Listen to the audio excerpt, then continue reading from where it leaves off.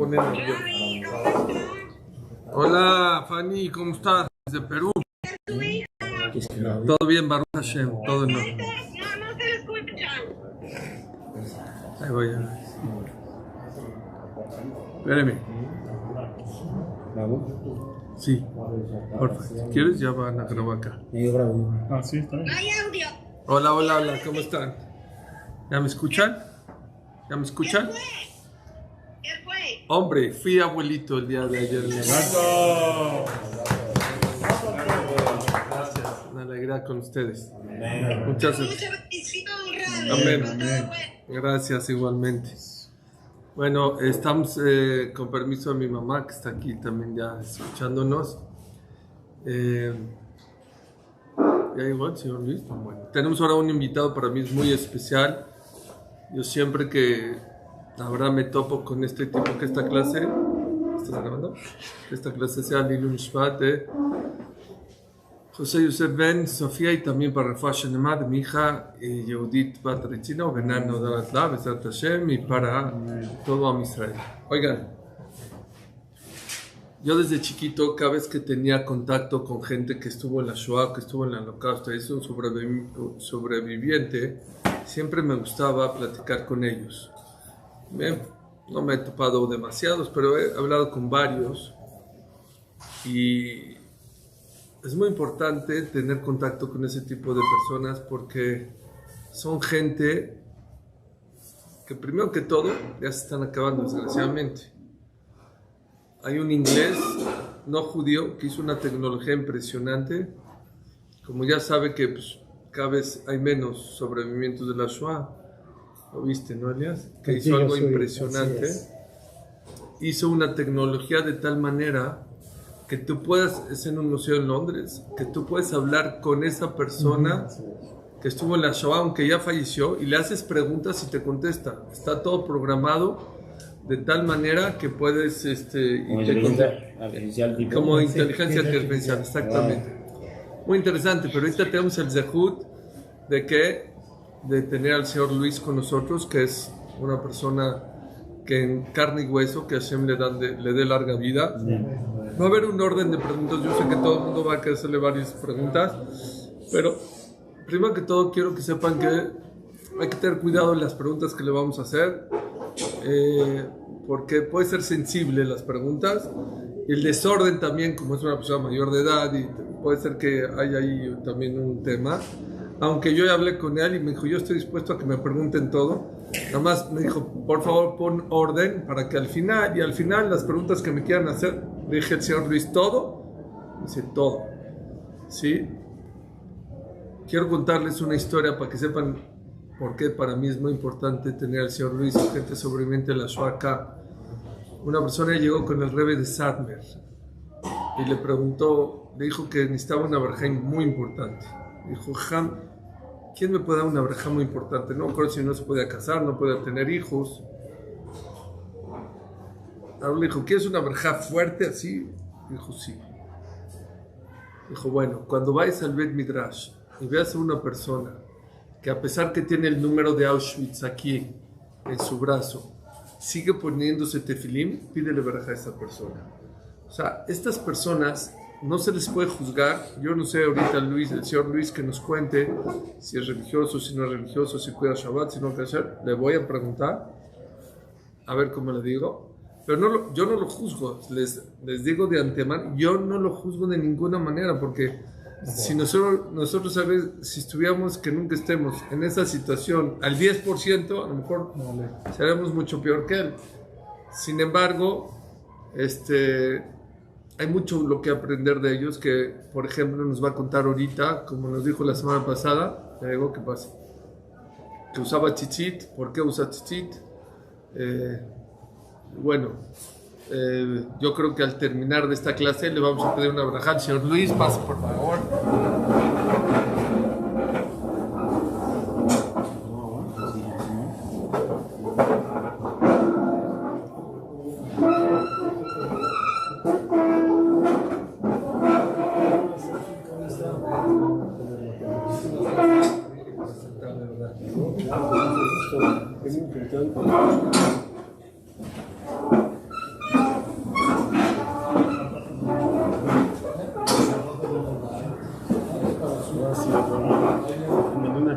mal, pero aquí está mejor. Muchas gracias. Yo también aquí la apunté. Sí, sí, eso está mejor. Muchas gracias.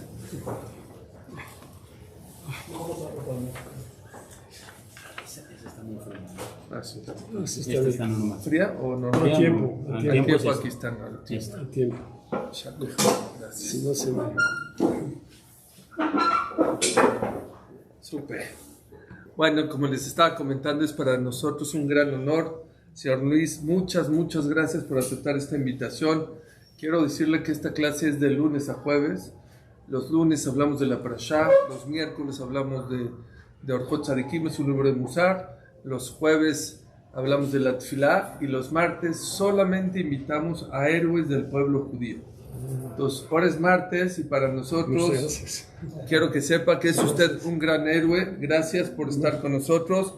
Quería empezar, es un tema un poco, ya les pedí a todos que haga un poco de orden. Ya me dijo que usted acepta cualquier pregunta, pero al final. Al final. Al final. Ahorita- Ahorita vamos por un orden. La primera pregunta es... Ahorita más antes, un momentito. Sí. Le voy a presentar. Primero quiero agradecerle al señor Suri que me invitó y aquí en la Yeshiva, definitivamente. Y a todos ustedes le agradezco mucho el interés, porque todos los temas es actualizado lo que pasó hace muchos años, es actualizado. 100%. Pero mi tema es así: ¿cómo sobreviví? No sé, nunca pensé en la muerte, ¿Nunca? nunca. Cada día quiero vivir y así vivo ahora. Uf. Ese es el tema. No, a ver, déjame esto. ¿Oyeron lo que acaba de decir el señor Luis? Es como introducción. Él dice que nos va a decir cómo sobrevivió, pero les dice de antemano que no sabe, pero una cosa sí sabe. Nunca pensó en la muerte. Cada día quería vivir y hasta ahora así vive. Amando a la vida y queriendo vivir y siendo positivo en la vida. De introducción, eso es lo que lo ha mantenido hasta ahorita, con 120 años con salud. Yo nada más, con todo respeto, señor Luis, primero que todo, gracias por aceptar, como le dije. Quiero que nos comparta, por favor, cuál es su nombre, en qué año nació, en qué país nació, cómo se pronuncia su nombre, porque a lo mejor no lo estamos sabiendo pronunciar de una manera correcta. ¿Qué edad tiene? 120 años y más. Bueno, ya me estoy acercando. Bueno, mi nombre primero es Luis Opatowski Goldberg. Ok. Ya todos saben, yo soy Ashkenazi, pero bueno, no somos iguales, pero el apellido es diferente, ¿no? Ashkenazi. ¿Tiene nombre en hebreo o no? ¿O ese es su nombre en hebreo desde En chiquito? hebreo yo soy Luis, bueno, normalmente, pero yo soy Israel Ben Mordechai. Ah, Israel Ben Mordechai. Israel Ben Mordechai. Ese Ok. es cuando me llaman la Torah, la Tefilá y todo. Ok. Ese es el nombre. Israel Ben Mordechai. ¿Cómo se llama? Mis padres eran originarios de Polonia, pero yo nací en Bélgica, en Bruselas, Bélgica. No sé si ustedes, algunos de ustedes han ido a Bélgica. Yo he estado. Es el país del chocolate, Sí. el país de la cerveza Yo oí de los árabes. y bueno, ahorita está lleno de árabes. Ahorita hay más de árabes que de habitantes. Sí. Yo nací el 13 de mayo de 1936. Es Tauro. Yo soy el 4 de mayo. Ah, pues somos todos. Somos Qué bueno. Tauro. Con razón. Ok. Ahí está. 13 de mayo de 1936. O sea, usted tiene casi 90 años. No, 120 ya años. te falta. No, 80, casi Todo 90. falta. Primero Dios. Unos años. Ok. Pero aquí estamos. Bueno, entonces ya saben quién soy. Luis Opatowski, y nací en Bruselas, Bélgica. Y mis padres eran originales de Polonia, nada más que ellos ya ven por el antisemitismo de Polonia. Viajaron a... Ellos salieron de Polonia ¿En qué año? 30, en 1930, en Bruselas, Bélgica. Perfecto. ¿En Polonia en qué parte? ¿Varsovia? No, fue un pueblito, son pueblitos, un gobino, no sé, Sí, no importa, Yo lo fui a ver el pueblo, vean, yo estuve en la Marcha de la Vida ya 2 veces, llevé los de guía, y es la última del año pasado, en mayo, me tocó estar ahí en Varsovia, entonces ya le había dicho al guía y el pueblo tomé su coche como un Uber y me llevó al pueblo. Ok. Pero bueno, esa es otra historia, después. Platíquenos sobre su familia y amigos y conocidos de su infancia. ¿Nos puede platicar un poquito? Claro. Vea, en esa época yo era hijo único, antes de la guerra. Yo tengo dos hermanos, uno que nació después de la guerra, una hermana y un hermano. Mi hermano nació en México ya. Mexicano. Ya es mexicano. Bueno, vea usted, Bélgica antes de la guerra era un país tranquilo, así como México. El antisemitismo siempre ha habido relativamente, pero no molestaban. Había sinagoga, había yeshiva. ¿Muchas sinagogas?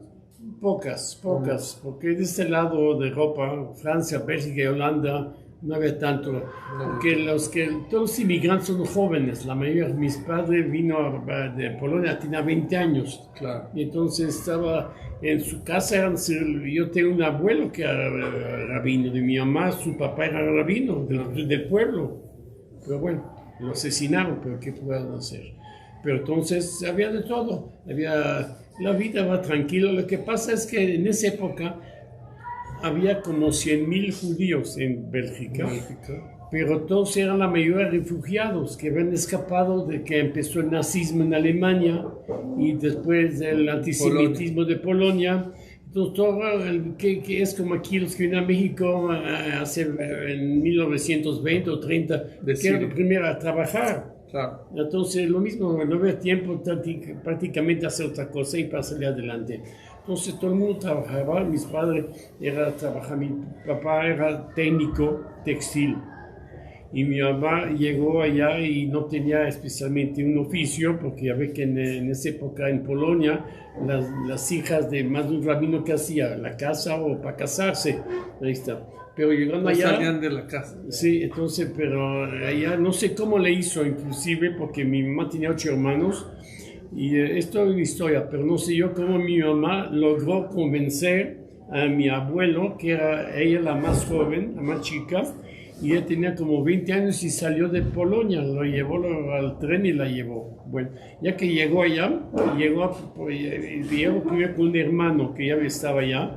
Entonces el hermano le dijo, bueno, estás aquí, pero aquí hay que trabajar. Entonces le enseñó y fue como dos trabajos que tenían las judías, obra maestras o costurera. Okay. Antiguamente así era la costumbre, no estudiaban, no había como ahorita todo esto. Entonces se puso a hacer de costurero. Ahí está. Y mi papá era técnico, trabajaba en una fábrica y después se independizó y poco a poco ya ve, ahí está. ¿El idioma era Flemish o qué No, idioma? hay dos idiomas. Resulta en Bruselas se habla el francés, pero en la escuela hay que hablar los idiomas, es obligatorio. Yo tenía que hablar los dos idiomas, el Flemish, que es parecido al holandés, es una mezcla, que ya casi no lo hablo porque hace tantísimos años que no lo hablo y aquí no he encontrado gente, ni en la embajada de Bélgica hablan casi ese idioma, hablan francés, pero hay mucha gente, la mitad del país habla esa parte. Entonces se tuvo que trabajar y bueno, la vida era tranquilo, ya ve como la vida anterior, tranquilo, no había todos lo que tenemos ahorita, los lujos y la televisión y celular, no había nada. Pero eran felices. Súper felices. Allá en Bélgica había un día especialmente, en los jueves a mediodía se llamaba el Día del Amor. ¿Cada jueves? Cada jueves. Aquí es cada año. Bueno. Oye, cada jueves entonces se juntaban grupos de polacos y rusos y los judíos, como siempre, juntos. Ahí fue mi papá conoció a mi mamá, porque eran de otros pueblos y ellos se conocieron. ¿En el parque? ¿O era como un parque, como un kiosco había ahí y se juntaban. Que hablaban, aparte todos hablaban yiddish, porque en esa época no hablaban hebreo todavía. Todo el mundo hablaba yiddish, el idioma, y muchos no hablaban ni francés todavía, porque apenas eran recién llegados. Entonces, como siempre, ayudaba, como aquí en México, cuando llegaba la gente no hablaba español, fueron ayudando. Ahí está. Entonces, estuvo bien estar tranquilo. Nada más que todo cambió el día 10 de mayo de 1940 a las 5:30 de la mañana, cuando el ejército nazi alemán invadió Francia, Bélgica y Holanda sin previo aviso. Entonces, cambió inmediatamente todo. A ver, eran felices. ¿Nos puede describir un domingo, un lunes, cómo era su vida de la infancia? Bueno, yo iba en Iba a la escuela del no judía, gobierno, no no judía. judía, porque allá no es como aquí.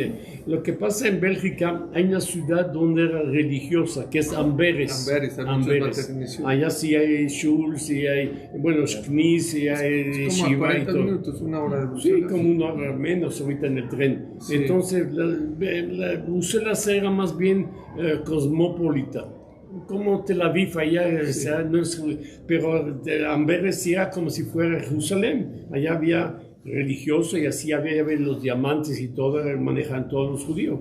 Pero en Bruselas no había. Yiddishkeit. Había Yiddishkeit, pero cosa Yiddish, pero tipo no religioso. Shabbat, por ejemplo, había. No sé. Poco lo hacían. Muy poco. Muy poco. Kippur. Eso sí. Los Shana, Shofar. No las fiestas de las 2, 3, las 3. Pesach, Matzah. Matzah, sí, eso sí, no había problema, pero se llevaba poco porque todo el mundo quería sobresalir. Vean, en Polonia la gente era muy pobre. Cuando salieron de Polonia, Era muy pobre. creo que salieron con la ropa nada más. Entonces era difícil. Otro idioma, otro país, no sé qué es tan fácil. No había las facilidades también tan fácil. Aparte, toda en esa época había trabajos que no podía hacer el judío. Siempre había esa discriminación del judío. No podía Por hacer, ejemplo, no los dejaban que no sé. tener tierras, ¿no? Bueno, eso es otra cosa, tener tierras, alquilar, y no puede, y también el rumbo. Si uno iba a ciertas partes y decía que era judío, no lo querían, siempre había esas cosas, y más marcado. Y después se agudizó el asunto porque pegadito estaba Alemania, y es cuando Hitler subió al poder, y entonces, como sea, imagínense, junto a las fronteras con Estados Unidos y México, pues tenemos toda la influencia de Estados Unidos, y ahí eso cambió con la gente no judía. Ella empezó a cambiar, y el factor número uno que siempre ha sido la desgracia es la iglesia católica, definitivamente siempre, porque en esa época siempre nos decían que matamos a Chucho y que hacíamos la masacre con la sangre, los niños, todo ese grupo más, ¿no? Pero la gente creía, porque también en esa época la gente era educada como ahorita. No había ahorita que usted aprieta un botón en un celular, y ahorita yo puedo hablar con su celular de China en ese momento. Ya no existe, era muy diferente la vida. Entonces, O sea, la gente era ignorante, la gente no tenía dónde encontrar información. exactamente, había nada más periódico y en la radio, nada más. Y lo que decía el radio, lo que decía el periódico, era la verdad, no se sabía. Entonces era muy diferente la vida. Claro, la vida tranquila. Ahí se andaba, no había tantos coches como ahorita, no había todas esas cosas, pero se veía tranquilo, Yo tenía amigos, pero en la escuela donde yo estaba, yo creo que había unos 13 o 400 alumnos, y nomás éramos 5 judíos en toda la escuela. Entonces, sí, pues así era. Aparte, en Europa... Pero le hacían a usted antisemitismo en la escuela. No. Hasta el 10 de mayo de 1940, 5:30 de la mañana, no pasaba nada. No pasó nada en la escuela, no, porque eso la gente grande. Pero un amigo, ¿qué sabía un niño? Yo tenía 5, 6 años, 7 años. ¿Qué sabía en esa época? No sabe que es judío, ni yo mismo sabía. Ni yo mismo sabía lo que era un goy, no sabía lo que era. Para mí eran igual, aparte, físicamente yo era igual que ellos. La diferencia en México, que usted y yo vamos al centro, y porque no somos morenos, no somos goy. Pero en Europa yo soy güero, tenía el pelo dorado, de ojos azules, blanco. Yo soy igualito que ellos, ¿verdad? Igualito.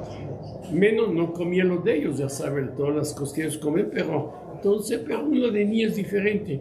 Pero bueno, todo eso cambió esa situación, porque aparte en el edificio que vivíamos, había vecinos, y éramos el único vecino judío éramos nosotros. Había como 10 vecinos, y todos eran no judíos, y nos saludaban, nos hablaban, nos invitaban a su casa, nosotros con nosotros. Ya ve cómo se hacía, como aquí en México también, claro. Cuando llega la gente allá en, ¿cómo se llama? En la academia, o en la Merced, o en la academia, había intercambio con la gente. Eso cambió, ¿no? Ya ve que ahorita es otra cosa, pero antes la vida era más tranquila, era muy diferente. Y había mucho intercambio, y bueno, es como todo, había gente buena, gente mala, como en cualquier lado, pero no había antisemitismo en ese sentido, pero sí había cierta... Después de ese día ya cambió todo, después del 5 de mayo, ¿no? Del 10 de mayo. Entonces el 10 de mayo... ¿Qué cambió? Pues, Primero, al cabo de unas 2, 3 semanas, ocupan todo el país, porque el país es un país chico, Bélgica, aparte no están preparados. El ejército alemán usó la famosa Blitzkrieg, como le hizo en Polonia, que acabó en 3 semanas en Polonia, una guerra relámpago, inmediatamente acabó. ¿Qué hiciera? Conquistó todo el país. rapidísimo. Y inmediatamente... ¿En 3 semanas? En 3 semanas se acabó. Francia en un mes y Bélgica en 3 semanas y Holanda también. Es un país que... ¿Cuántos judíos hay en Bélgica? Antes, en esa época había como 100,000, pero muchos que han salido nomás iban de paso, que no había otro lugar, porque recuerdas que tú ibas a la embajada, cualquier embajada del mundo, y decían que era judío, te admitían. Era complicado. Estados Unidos tenía cortadas las cotas, había cotas, y por eso hay muchos judíos de México. ¿Por qué están en México? Porque no llegan aquí para ver si de aquí están, no era más fácil. Estados Unidos ya se quedaron, pero también la mitad llegan de esa manera. Entonces todo el mundo quiere Estados Unidos, pero Estados Unidos tenía que cerrar las puertas. Entonces, llegar uno de Polonia o de Alemania no era tan fácil. Llegarse a la embajada, había miles de gente. Los únicos, digamos, que admitían los Estados Unidos eran científicos, gente que les convenía, escritores, científicos, ya ve Einstein, todos esos recibieron médico, doctor, pero uno que llegaba y decía, yo soy técnico, soy trabajador, no importa, eso hay muchos. Es como ahorita con la gente que viene de Centroamérica. ¿Qué sabe esa gente? Son milusos, no son técnicos, no son preparados, no son profesionistas. Entonces era lo mismo, la mayoría de los judíos, ¿por qué? Porque en Polonia era prohibido, había en las universidades el 10% de los alumnos únicamente podía ser judío. En la clase había 50, únicamente podía haber 5 judíos, no se podía meter más. Aún antes de que Hitler venga. Exacto, eso ya desde siempre, entonces había problema. Y eso era lo mismo aquí también, entonces era difícil. Bueno, entonces llegamos el 10 de mayo, acabó la guerra. Inmediatamente después que el ejército alemán, porque el ejército alemán tenía 2 ejércitos. Uno es el ejército militar que se llama Wehrmacht, que conoce uno, y tras de ellos venía la bola de asesinos, que son la SS, de traje negro con la suástica. Inmediatamente pusieron las leyes antisemitas, inmediatamente. Y no sabía uno, porque se adueñaba de la radio y se dio el periódico y no sabía, ni sabíamos lo que pasaba en Polonia o en Alemania, porque ya habían conquistado Polonia desde el 39. No se sabía las matanzas porque desde que entraron en Polonia mataban a la gente, desde el primer pueblo que llegaron. ¿Mataban? Mataban a la gente, claro. No. Ahí hubo guetos en las ciudades grandes, pero los demás pueblitos iban pueblo por pueblo matando a la gente. En Bélgica y en Francia y en Holanda nunca hubo gueto. ¿Por qué? Porque la gente era diferente. En Polonia era muy diferente. En esa parte de Europa occidental no había gueto, pero entonces estaba un... ¿Qué pasó? Entonces, lo primero que me pasó a mí es que un día mi mamá me llevó a la escuela, porque allá en Europa no es como aquí que hay camiones, ese tipo americano. Allá donde uno vive, tiene uno que ir en esa delegación o en la escuela a fuerza. Cerca de su casa. Así es la costumbre, no había camión, en esa época era muy diferente. Entonces mi mamá me llevaba a la escuela y llegó a la puerta y el portero dijo, no, alt, no se puede. ¿Qué pasó? No pudo entrar su hijo. ¿Por qué? No, hay un orden de la comandancia alemana donde está prohibida la entrada de judíos en la escuela. Bueno, ¿y qué hacemos? Nos regresamos. Después iba caminando y había letreros en los parques, prohibido judíos. El transporte público, que allá se usaba en esa época, tranvías, prohibido subir. No podía ir al restaurante, no podía ir a jugar en la feria, no podía ir al museo, no podía... Teatro, bueno, toda esa cosa, no podía jugar al parque. Después todos mis amigos también, que estaban vecinos, pues también empezaron a retirarse porque porque el padre, los padres te lo han dicho, oye, pues ahorita mejor de lejito. Entonces quedé solitario. ¿Qué pasaba con la persona que se subía al tranvía y lo cachaban que era judío?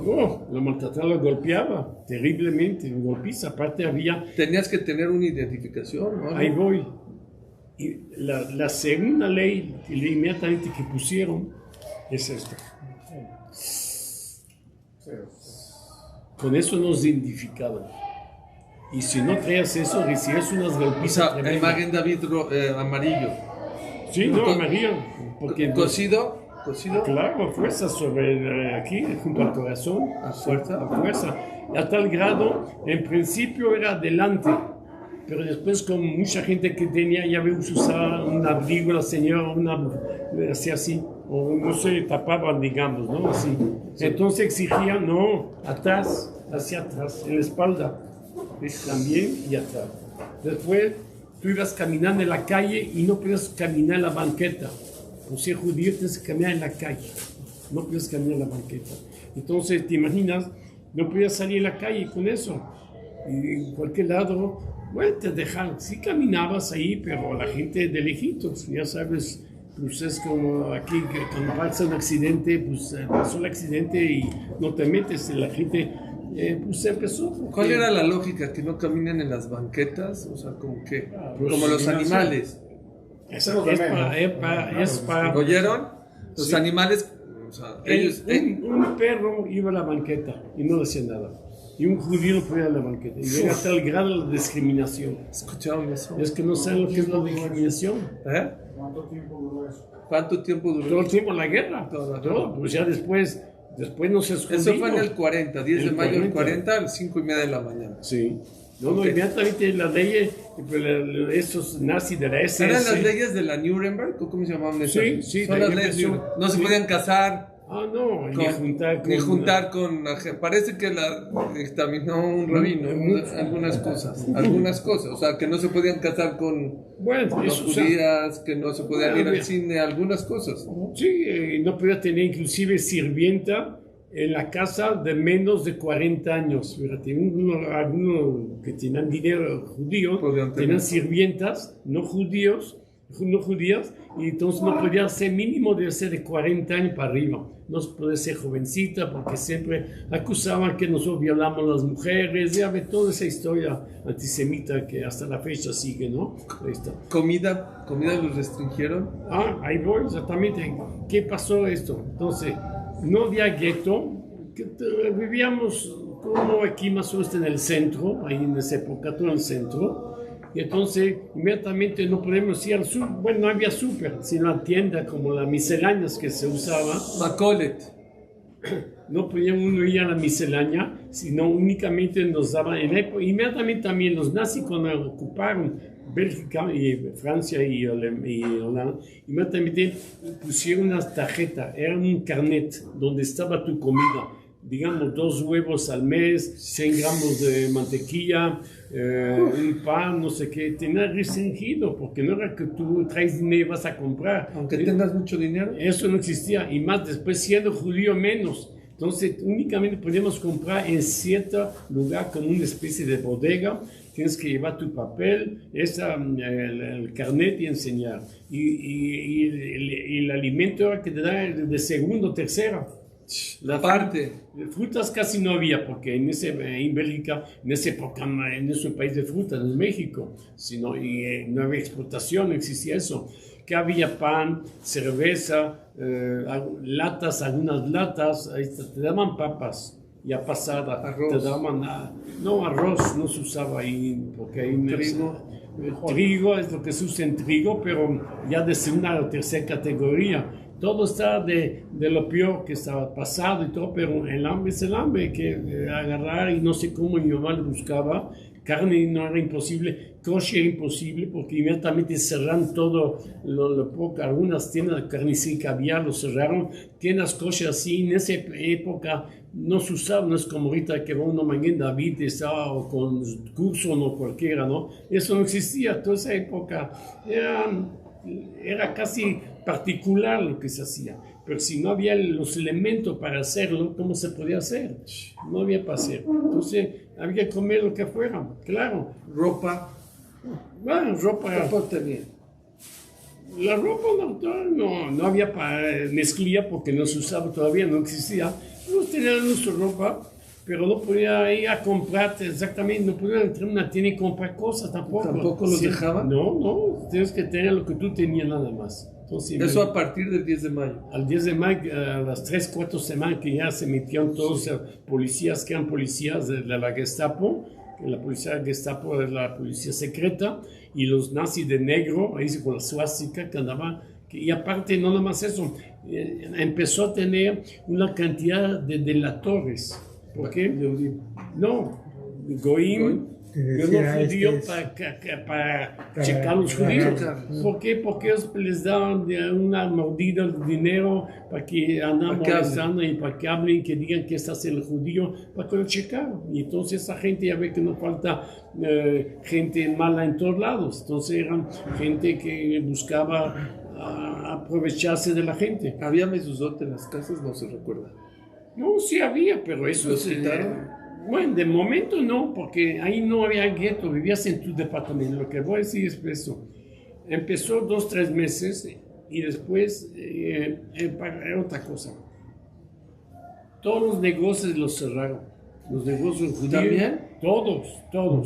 Cualquier que tenía un negocio, por ejemplo, mi papá tenía como una sarcería, al final le puso un letrero que decía negocio judío y cerrado con sellos. Sí. Y hasta pusieron un policía afuera. ¿Y su dinero en el banco, en sus cuentas?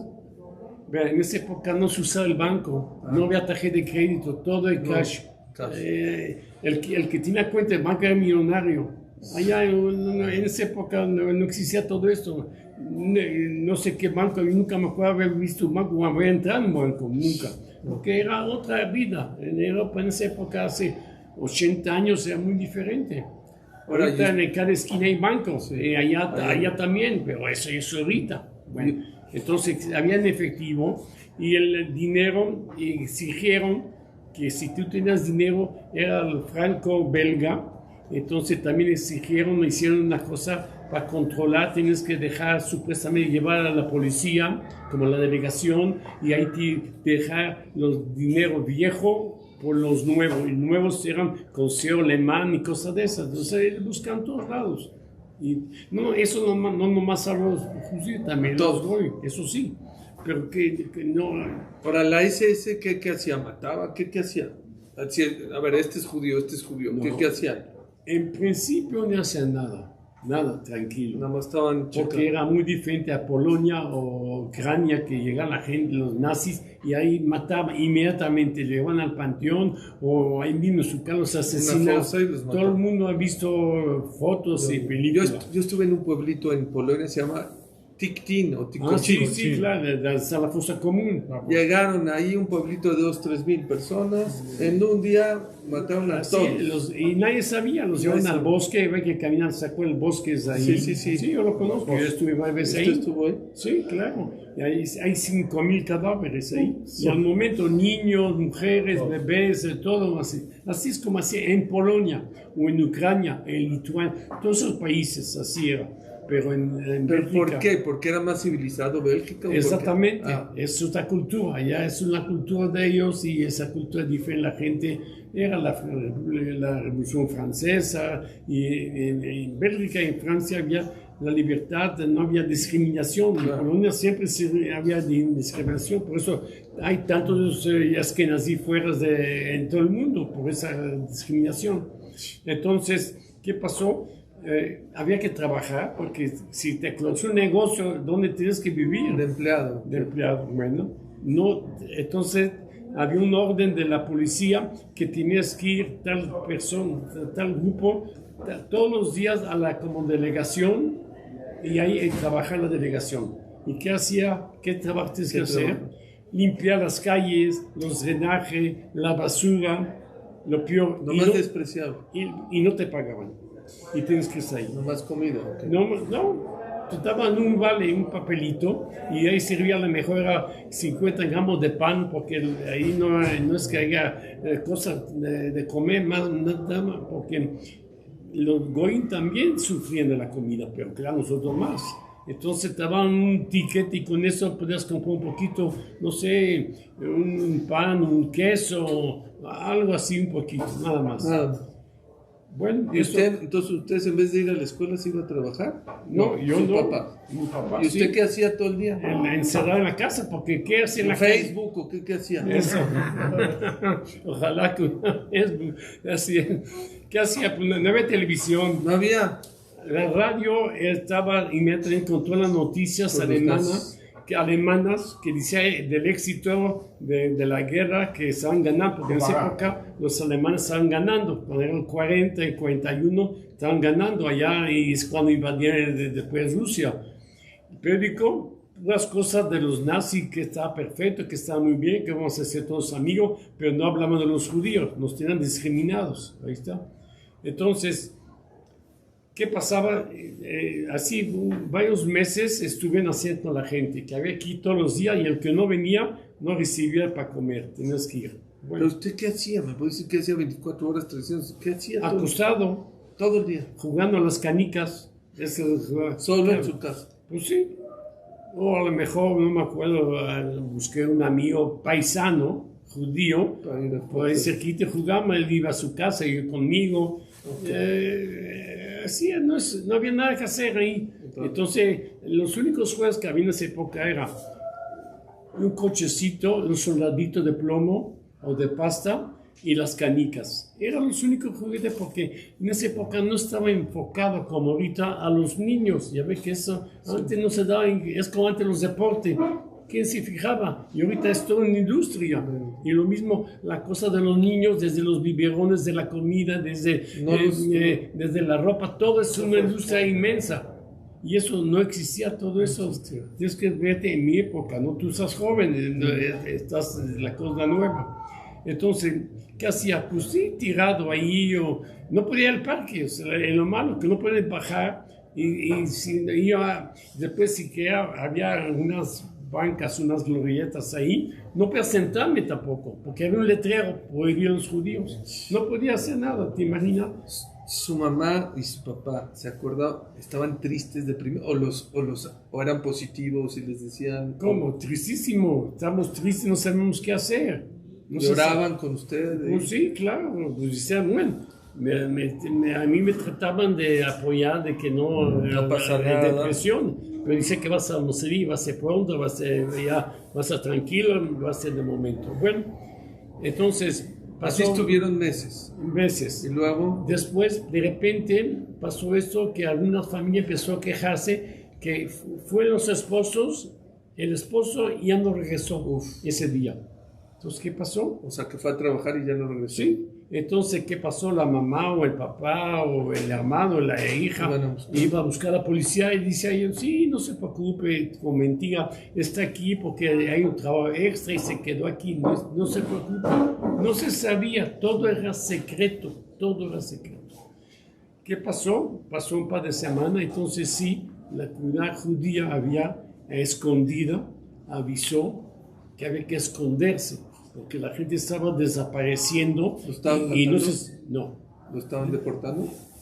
no se sabía, no se sabía. Digo, todo estaba controlado, no es como ahorita que puedes caminar y no podías entrar a ningún lado, no había teléfono, el que tiene un teléfono en su casa era de lujo. ¿Quién tenía un teléfono? Es como aquí en México hace 80, ¿quién tiene un teléfono? O un coche, ¿quién tiene un millonario? Ya peor todavía.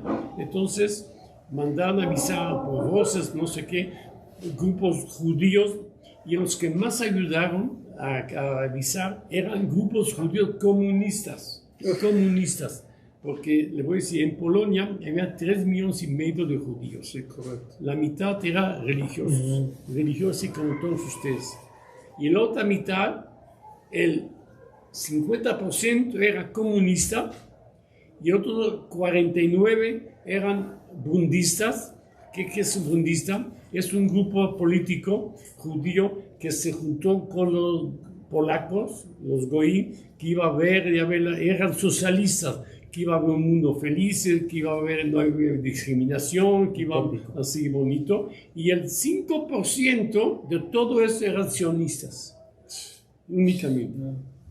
En 1930 hay no sé si usted ha oído de él, un señor que se llama Isaac Jabotinsky. ¿Cómo no? ¿Lo conoce? Bueno, es del Herut. en Israel y después yo soy de ese grupo toda mi vida, yo soy del Beta, yo fui del Beta toda mi vida desde Europa, ahí está. Entonces él dijo en 1930, a ver qué visión tuvo, dijo en Polonia, judíos sálganse, porque Fue aquí visionario. es en 30, o sea, todavía 8 años antes de la ley y 10 años antes de la guerra. Ahí está. Él lo avisó, pero nadie le hizo caso, en un lado. Claro, no es tan fácil, porque en ningún país no se aceptaba. Es muy difícil. Allá en Polonia pedir algún país que lo aceptara, no aceptaba. Entonces, ¿No soñaban con Israel? Nada. Israel, ¿qué decía? Era Palestina. Era Palestina. Pero Vea. nadie se le ocurría. No, mucha gente, vea, cuando usted le decía a su papá, me imagino un hijo, papá, una hija, voy a Palestina, y dice, ¿qué vas a hacer? Es el desierto. ¿Qué había en esa época? Nada. ¿Cómo era Israel? Israel subió por Palestina por los judíos y porque compraron todos los terrenos y todo. Pero antes, no es como ahorita Tel Aviv, Jerusalén, ¿dónde existe eso? No había nada. Entonces, cuando uno decía esto, decía, está en Michigan, como dice, está loco, Está ¿qué loco. está ahí? Claro, yo tengo 2 tíos que fue visionario y eran sionistas, pero de la izquierda, y fueron caminando de Polonia hasta Palestina. Así era antes, no podías subirte un barco, no había discriminación, no había dinero, la gente era muy pobre, el 95% en Polonia, en Lituania eran pobres, ahí está, porque en todos los pueblos la mitad era judío, la mitad era no judío, y no había cambio, ahí está, por eso había tanta discriminación precisamente. ¿Y usted se escondió? ¿O qué? Cuando avisaron. Bueno, entonces, ¿qué pasó?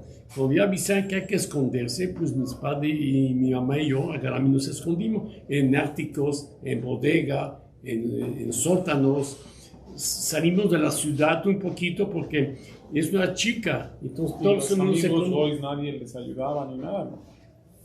De que Los amigos de la infancia, de la escuela, no, no había. mientras sean no judíos, no, pues uno que no es judío no Pues se que quiere se mete en meter. problemas. No se metían en problemas. Totalmente, porque aparte ellos también sacan los alemanes, los nazis, que si uno no judío ayudaba a un judío, Le daban. le daban, no como en Polonia que lo mataban, porque ahí se escondían, pero sí que no se... Porque aparte, vea, uno, en esa época no había educación casi, entonces la gente, cuando oía por radio que diga, no, los judíos son eso y eso, pues la gente se creía, y hasta la fecha. Vea, yo he dado plática en todo México, yo he ido, por ejemplo, a Chihuahua, he ido a Chetumal, he ido a Puebla, he ido, y sabe que después de la plática se me acerca Goim y me dicen, oiga, ¿me permite abrazarlo? ¿Por qué? Sí, que le dé una bendición. Y le digo, ¿qué pasó? Usted es el primer judío que me conoce, que conozco, y estamos en el 2024. No conocen. A ver, vete tú allá a Córdoba, o vete a Rizaba. A ver, ahí está. No saben. No saben. Entonces, ahí está. Entonces, era el problema. Entonces, bueno, nos escondimos así varios años. ¿Cómo salían a comer? ¿O qué? No sé. Se comía lo que se podía. ¿Pero cómo salen a la calle? ¿O Bueno, escondidas? mi mamá salía, mi papá no dejaban salir porque estaban encima. Mi papá tenía en esa época, tenía 30, él del 10, tenía 30 años, o sea, era una persona completamente bien, entonces no salió. Mi mamá, como siendo mujer, no se daba una cuenta tanto que era judío, porque no tenía el aspecto judío. Así, ese también le ayudó, se peinaba y se arregló en ese poquito momento, para no parecer, todo el mundo traía, como había que esconderse. En cambio, nadie iba con kippah en la calle, pero hay gente que totalmente se ve que son judíos, sí. También físicamente, ¿no? Entonces no pueden salir, mi papá no salió, mi mamá dijo, no salga, y como sea, ella iba al mandado, ahí se arriesgaba. Y se había hasta... A ver, ¿Cuánto tiempo estuvo así? Como 2 años. ¿Y luego cómo los cacharon? Okay. Bueno, después, ¿cómo se cachó? Un día estamos a medianoche en el campo, porque todo el mundo salía de la ciudad, porque era chica, era Bruselas, es como si fuera Tecamachalco y Teloma, no es México. Claro, es muy No sé, es un país pequeño. Y hace 80 años menos, era más chiquito. Entonces todo el mundo se conoce, es como si tú vas a un pueblo y tú vas caminando, pues luego la gente se da cuenta de quién era, de dónde era. Entonces se vivía fuera de la ciudad. No sé, nunca han ido a Waterloo, a las brujas de Bélgica. Bruges, exactamente. Iban a ese lugar que era un pueblo allá un poquito más fácil.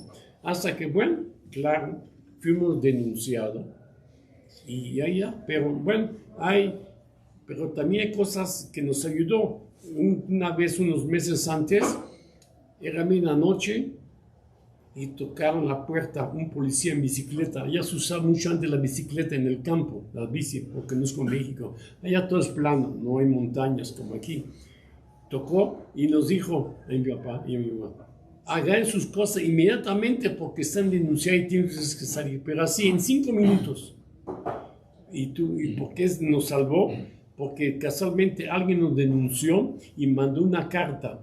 Pero él, de la buena suerte nuestra, esta carta no llegó a la policía alemana, llegó a la policía belga.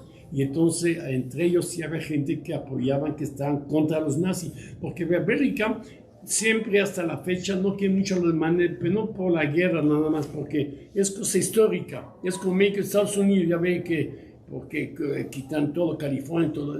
Hay siempre aquí también el mexicano no quiere al gringo. Y así es de Bélgica. Entonces tuvo suerte y llegó a manos de un policía que era belga, anti-nazi se puede decir, no apoyaba. Y entonces agarró la bicicleta y nos avisó luego. Y así hubo varios casos que hacían. Pero sí tenían que llevar esa carta a la policía alemana, porque si no, el que denunció estaría pensando que mandé la carta a la policía y no hace nada. Ahí está, entonces ellos mismos también tienen que cuidarse. Entonces, ahí está. Pero bueno, llegamos. ¿Qué pasó? Bueno, entonces llegó a medianoche, me acuerdo. No tocaron la puerta, sino a patadas la tumbaron, donde estamos como una especie de granja, donde están las vacas, donde está ahí metido en esa parte. No podemos dormir en la casa del dueño, sino en la granja, ¿cómo se llama? Donde está el granero, el establo. El granero, ahí estamos el granero. Pero entonces no tocaban ni habían con cuidado, sino a patadas. Abrieron y decía Jude y Raus, que quiere decir judío, sálgase. Esa es la primera que gritaban. Y también otra palabra que es muy la alemana, schnell, raus, es rápido, sálgase. Así como estaba, así no, ahí está, nomás nos dijo un momentito, pueden llevar una maleta o una cosa por 10 kilos de cosas, que era mi mamá que le puso unos zapatitos, un pantaloncito, un suéter, no había una bufanda, la gorra, los guantes, porque allá Europa no es México, ahí está. Y con eso nos subieron en un carro de la policía y donde llegamos nos llevó a una cárcel, la cárcel. Llegamos y la cárcel no nos metieron en el piso, porque no había mesa, no había sillas, todos judíos estaban ahí. Y entonces estuvimos ahí y uno que preguntó qué pasó, qué va a haber. Bueno, no se sabía, había, ¿cómo se llama?, el sonido, de repente hubo un sonido y dijeron una cosa ahí, no se preocupen judíos, vean con esas cosas me engañaron, no se preocupen, van ustedes a abordar mañana mismo un tren, vamos a llevar en Alemania, que nos dijeron desde antes, Alemania, y vamos a trabajar, usted puede llevar sus herramientas, no se preocupe, o sea, todas mentiras. Entonces, ¿qué sabe uno? Si no había, ¿qué sabe? ¿Tú qué es? Es como si te dice, vete allá, pues vas allá. Te dice aquí, ves allá. Entonces subieron y después de estar, me imagino, como 2 noches, creo que al intemperie. ¿En el tren? No, ahí en el piso, en el piso, ahí, gracias no llovió, porque Bélgica es un país muy lluvioso, sí, es como Inglaterra, y más en esa parte de Europa. No llovió y como se tiraron el piso, estaba bueno. Pasó los 2 días más o menos. ¿Qué pasó? De repente sí, dijeron levántese todo, Achtung, no sé qué es, son para muy alemana, cuidado, atención, levántese, llévese su maleta, así dijeron todo, van a abordar el tren. Bueno, que llegan, vimos la locomotora, pero después del tren quedamos, ¿cómo estupefato? Sí, Sí, porque vimos los vagones y los vagones no eran de pasajero, sino de carga. Muchos de ustedes han ido al Museo de Memotolerancia, ese tipo de carga. Y digo, ¿qué es esto? Bueno, pero claro, ellos dijeron también, todos los alemanes tienen una psicología tremenda. Dijeron, no se preocupe, van ustedes subir esos tres porque como es la guerra, no tenemos vagones para los pasajeros. Es cuestión de un rápido, usted va a llegar a un lugar tranquilo, bonito. Bueno, ¿y qué crees? La gente está ilusionada, no sabe si te dice eso, busca si a lo que sea. Entonces, bueno, ¿qué pasó? Subimos en ese vagón, el vagón donde cabían, digamos, 40 personas parado, porque no había sillas, no había nada. Éramos como 70 o 80. Entonces, imagínate como sardina. Bueno, había una pequeña ventana del tamaño como esto, más o menos, una o dos ventanitas. Y dijimos, ¿y del baño? ¿Qué había el baño? Una cubeta para 80 personas. Entonces, imagínense, esa cubeta a la media hora, ya que cerraron la puerta, ya estaba lleno. La gente tenía que hacer su necesidad dentro de la ropa. ¿Dónde hacías? ¿Cuánto tiempo estuvieron en el tren? Un momentito. Ese tren salió de Bruselas y no se sabía dónde iba, porque no decían a tal dirección, no había ventana. Y si se paraba, nadie se acercaba, eran puros soldados, siempre junto al tren se veía en los andenes, ¿no? Entonces se paraba, eran puros soldados y nadie no se sacaba, no se sabía. En el vagón había ancianos, enfermos, mujer embarazada, recién nacidos, de todo tipo. Había doctores, había empleados, había de todo. Y había gente enferma que está tosiendo, que no está muriéndose parado.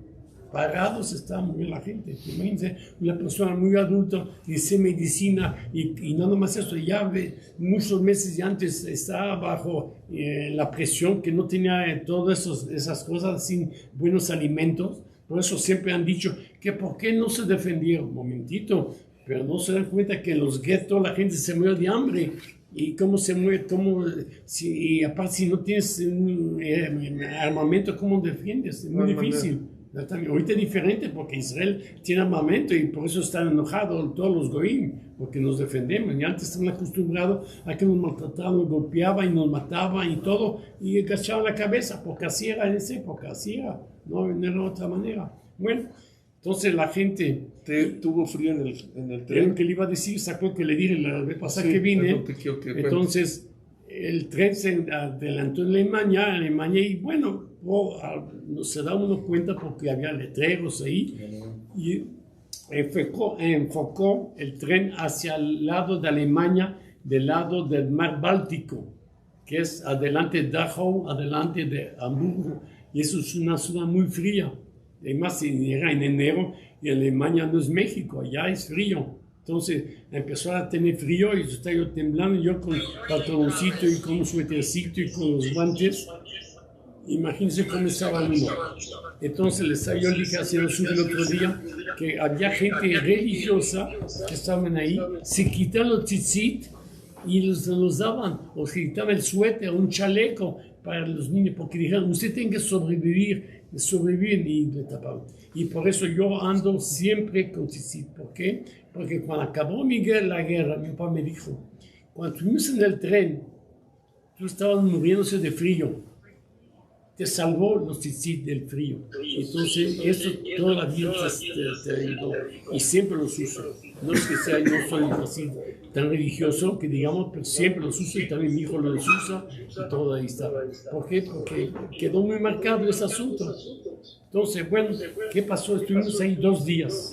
2 días en ese tren. Imagínense, estar 2 días. ¿Qué alimento había? Lo poquito era un pedazo de salami, un pedazo de pan más duro que nada, porque allá se usa llave con las baguettes, ¿no? Tipo baguette, no había Bimbo, esos panes no existían, ni bolillo, ese es de México. Allá es un pedazo de baguette que está a veces más duro que una piedra. Porque imagínense, bueno, el hambre aguanta todo. La cosa ¿qué pasó? Después de 2 días que llegamos, por fin el tren se paró. Eran las 12 de la noche. Bueno, se paró.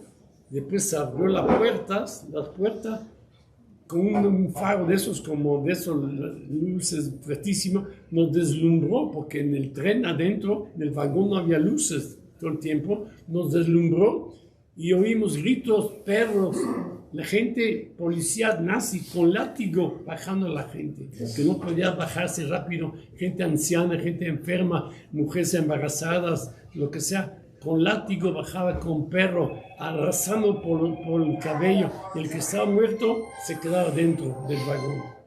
Bueno, ¿qué pasó ahí? ¿Cuántos días estuvo en el tren? 2 días. 2 días. Sí. Un gainado. Sí.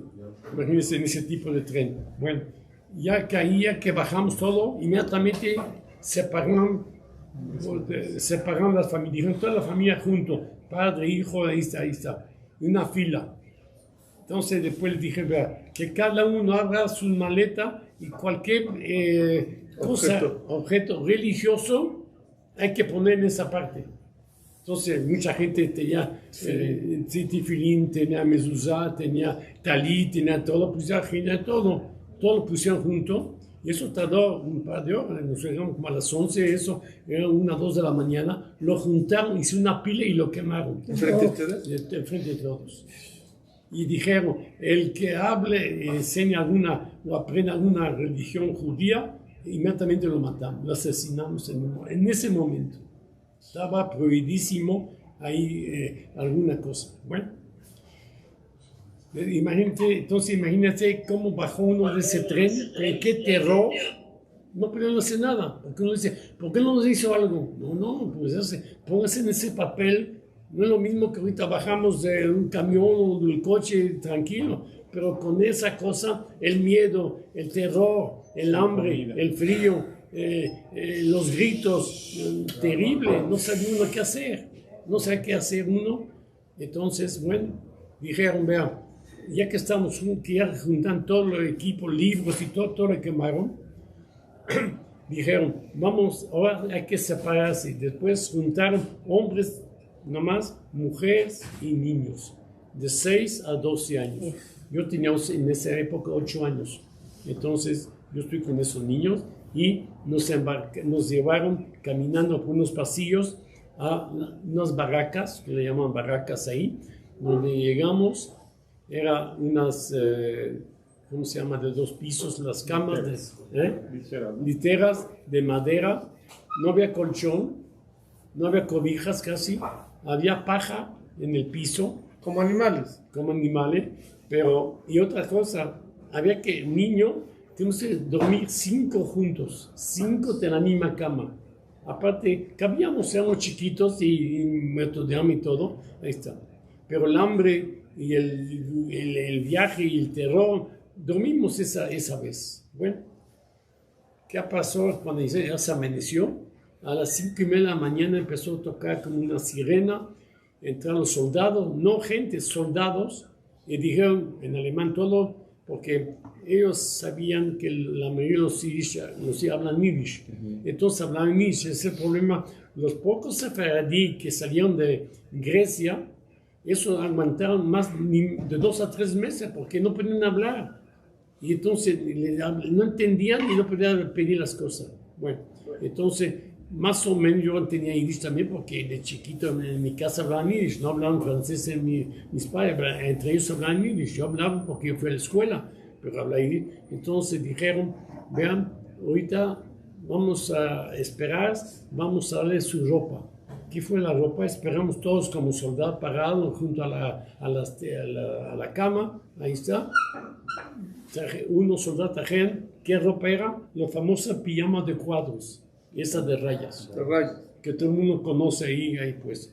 Y toda nuestra ropa, desde zapatos, desde todo, la ropa interior, cualquier camiseta, suéter, todo había que dejar en la parte y lo recogían. Y nosotros nos dieron, no era zapato, era especie de chancla, a veces eran del mismo número, los dos, A veces no. y a veces la ropa también era más grande o más chiquita, y entonces entre la compañía ve que está cambiando la ropa a tal grado. O sea que era una cosa terrible. Bueno, ya que como sea, nos subimos, ya salimos al patio con la ropa así, o como podía uno, a veces lo tenía corto porque le tocó un pantalón corto y así, el otro largo, bueno, llegamos allá. Entonces nos explicaron, vean, ahorita hay que hacer una fila para comer. ¿Cómo era? Nos pusieron así por grupo de 20 cada muchacho. Había en esa cabaña, sobre ese lugar, éramos como unos 100, más o menos, unos 100 o 200, unos 200. Entonces hicieron grupo de 20 muchachos ahí, y entonces ya dijeron, vean, cada grupo de 20 en 20 van pasando a donde van a comer. ¿Cómo de comer? Lo primero que nos dieron cuando nos acercamos, que era una olla como las de tamales, de esas ollas grandes. Había atrás un prisionero, eso sí, prisionero, con una cuchara, y que como no había cubierto, nos dieron un pocillo, lo que usaba antes de peltre, ya sabes, de fierro colgado. Y dijeron, el que pierde ese pocillo no come. No vuelve a comer. Imagínense qué valor tenía ese pedazo de fierro.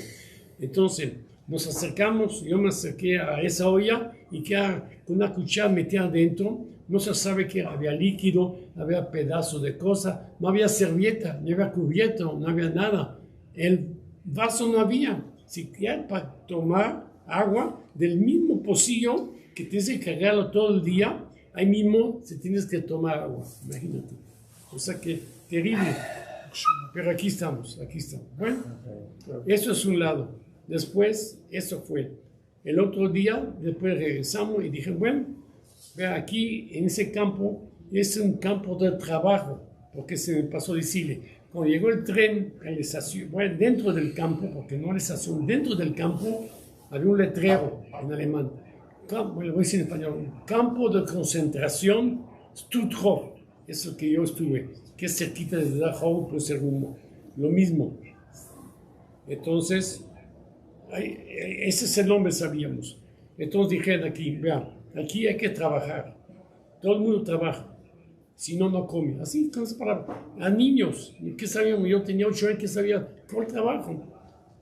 ¿Cuál es el trabajo de niños después? Que ya supimos. Recoger la mañana la basura, que no había ni con qué, con las manos, recoger. Lo que pasa, ese campo, que era de trabajo forzado, porque es diferente de Polonia. En Polonia la gente bajaba del tren inmediatamente los terminó la cama de gas, y ahí no había cama de gas. Lo que sí había es para matar a la gente, cuando se han muerto, para quemarlo. O sea, eso sí, porque ningún campo de concentración tenía panteón. ¿Dónde estaba la gente que se moría?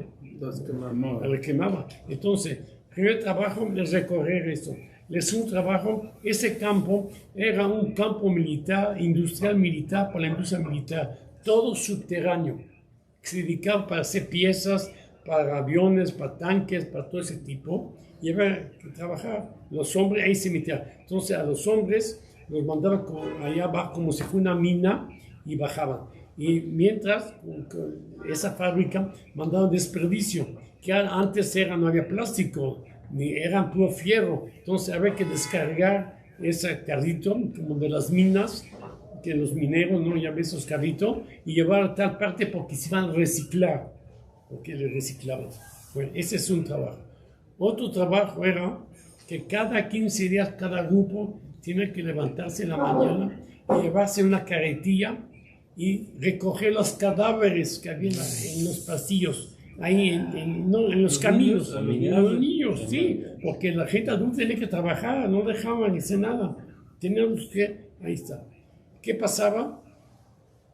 Toda esa gente llegaba, iba uno caminando con esos senderos, no se llaman como senderos, y estaba la gente tirada, muerta ahí, había que quitarle la ropa, porque no, ahí está, había que subirle en una carretilla y llevarlo a una parte, eso sí no nos dejaban entrar, con una bodega afuera, y ahí se los quemaban la gente.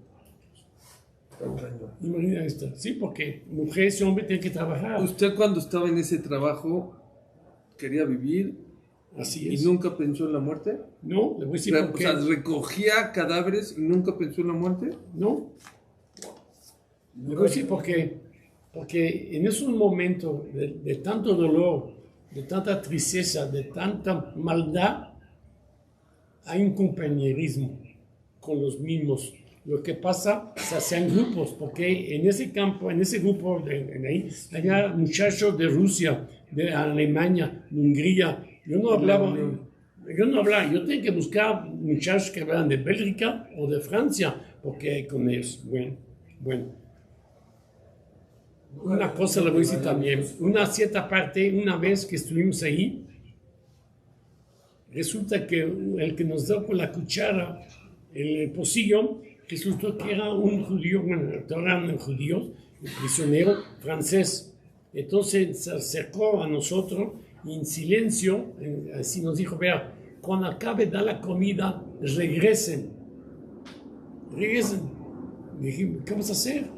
Regresen cuando se acabe la olla totalmente. Bueno, entonces, no sé, varios ahí, al principio eran como 5 o 6, yo estaba dentro ahí porque yo estaba junto, regresé, ya que no había nadie y estaban ya vacía, y nos dijo, nos dijo, meta la mano dentro de la olla y rasque lo que hay ahí.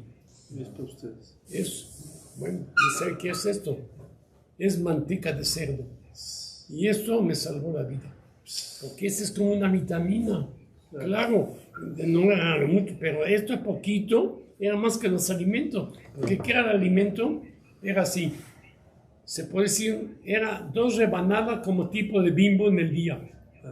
Al día. ¿Y 250 gramos de margarina? 100 gramos de margarina. 50 gramos de una salchicha, ellos llaman salami, tipo alemán, y salchicha alemana. Claro, ahí no hay kosher, pero ¿qué hay que hacer? Hay que comerlo. Vean, hace muchos años, una vez que estuve en Israel, yo hablé con el rabino Long, ¿se ha oído de él? Claro, Rablau. Bueno, él también estuvo. Él estuvo también en Alemania, en Buchenwald. Yo hablé, le dije, oye, rabino, yo estuve en el campo, y sabe, sí, claro, y nos daban de comer eso. Dice, bueno, cuando es la vida, sí, se puede. Pues, ahí está. A ver, don Luis, ya es tarde y la verdad creo que falta la mitad.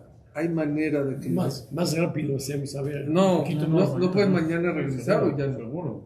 ¿Mañana? Sí, seguro. ¿Sí? Está bien, mañana, pero estamos todo un ratito, ¿no? Son las 8:45. Es que aquí acaba 8:30 normalmente. Bueno, 15 minutos. Y mañana también. 15 y mañana. Y mañana. Bueno, mañana. ¿Sí? ¿Quieren o no? Sí, dale. 100%. Pero un detalle, va a haber algo de equipo, ¿no? Pues yo decía que con mi equipo, yo como que fuiste Harry. Es broma. Bueno, ¿cuál sigue? A ver. Otra rápido. Es que hay muchas cosas de hablar. Ok, vamos adelantando todo. Quiero que me diga nada más qué experiencia quedó grabada en su mente en el campo de Stuttgart. Bueno, después le voy a explicar cómo una madre o un padre podía ver a su hijo. A ver, ¿cómo lo hacía? Cómo una madre, si tenía 2, 3, 4 hijos, 5 hijos metidos ahí y no se ve nada de él porque estaba totalmente separado. Imagínate cómo se sentía, cómo le hacía. No había joyas, no había dinero, no había ropa, estaba todo despintado, todo desarreglado. ¿Cómo hacía? ¿Cómo se hacía? ¿Cómo? Con sexo. Únicamente, imagínense el sacrificio de una madre para llegar a tal grado de saber sus hijos. Tenía que tener sexo con el nazi. Y el nazi le decía, aquí está tu hijo, aquí está tu hijo. No, te llevaba, entonces, no entrabas en la cabaña esa, sino desde afuera, como era de madera, había una ventana, y entonces llegaba y decía, yo soy, a ver, mi hijo se llama Suri Katán.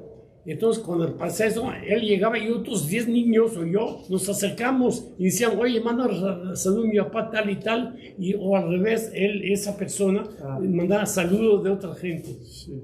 Así es. Y así sabía. Y así es. Hombres era imposible que viniera, pero las pocas mujeres, muy poquitas, imagina la desesperación, Tenían que tener una sexo. cosa, el amor maternal, es terrible.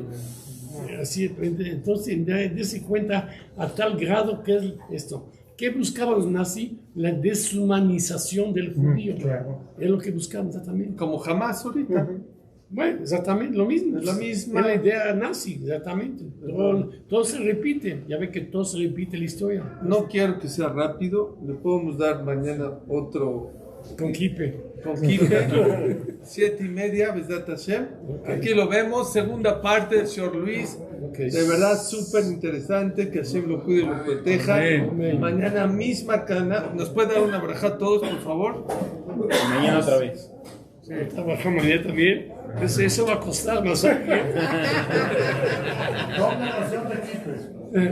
Una braja, un broje a todos. ¿Qué les puedo decir? Que tengamos primero vida, salud, familia y que, bueno, ahorita son tiempos difíciles a México, porque ya ve que ha pasado en la embajada de Israel, donde es posible que hasta ya mandan echan bomba molotov. Así empezó todo en Alemania también. Al principio los judíos de Alemania eran reyes, vivían súper bien. Y no hicieron caso. Eso sí eso fue error de muchos de nuestros líderes en esa época. Que no viene peligro, ahorita es otra época y es diferente. Dice el Estado de Israel. En esa época estábamos solos y que no nos oponía nadie. Todos los demás, que al contrario, aprovechan el judío, porque ya sabe siempre la historia que todos los judíos somos millonarios, no ricos, sino multimillonarios, y que tenemos oro, y que tenemos en esa época se usaba oro o diamante, no había cheques, no había ahí está. Entonces todo eso es que todo eso había. ¿No? Denos broje. Eso es lo que les estoy diciendo, una bajada de salud y a ustedes, su familia, que cuiden, que sean buenos judíos, que sigan la religión, claro, es la base, ustedes, esa es la Mañana base. vamos a hablar más de ese tema. Ok. 7:30 mañana, el señor Luis.